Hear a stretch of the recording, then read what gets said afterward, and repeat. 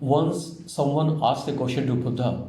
He said, "Sir, you are fully enlightened. You are so powerful. You are so compassionate. Why don't you use all your superpowers and you liberate everyone?" Buddha smiled. Buddha asked this person a cross question, and he said, Buddha asked, "Your facial features shows that you don't belong to this current city in which you are living right now, but somehow you belongs to a faraway city from which perhaps you have come over here for some trade or some business." He said, "Yes, sir." Buddha said, "So that means you must be going to that city quite often." He said, "Yes, sir." He said, "Then you must be knowing the path to that city very well." The gentleman says, "Yes, sir, I know the path very well." So Buddha says that there will be some people basically in your friend circle who will be knowing that you belong to that city and you know the path very well. He said, "Yes, sir." So Buddha said, if anybody asks you that journey or the path or direction to that city, do you keep it a secret or do you tell them basically? So he said, "Sir, why do I keep secret? I tell them basically very happily that yes, this is that city.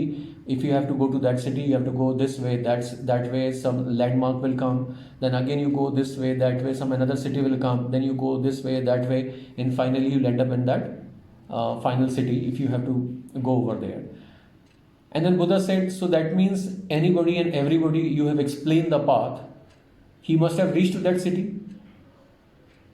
And this person says, "How come, sir? I have explained them the path. But unless somebody walk that distance, how that person can reach to that city?" And Buddha says, "Exactly.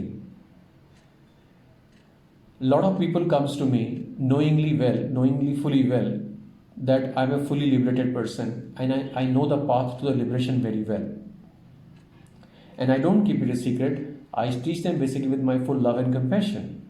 But if somebody does not walk on the path and simply bows to me 3 times, how will that person be liberated? If somebody walks on that path one step, that person is 1 step near to liberation. Somebody walks on that path 10 steps, that person is 10 steps near to liberation.